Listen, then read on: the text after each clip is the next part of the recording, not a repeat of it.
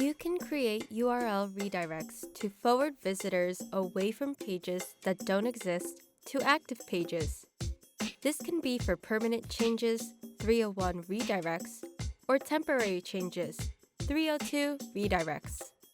You can redirect pages such as blogs, store pages, event pages, and more. To get started, go to the Home menu, click Settings, and then click Advanced. Click URL Mappings, navigate to the text field, add your redirects, and save. Make sure your URL mapping contains the old URL for the page that doesn't exist, the arrow sign made with a dash and a greater sign symbol, the new URL for the page you want to redirect to, and the redirect type, 301 or 302.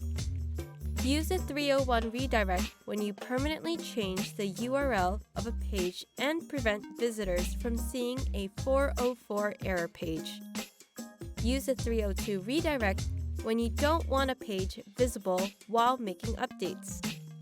For example, if you have a store page for seasonal offerings and need to make updates for the new season. Let us know if you have any further questions. We're always here to help.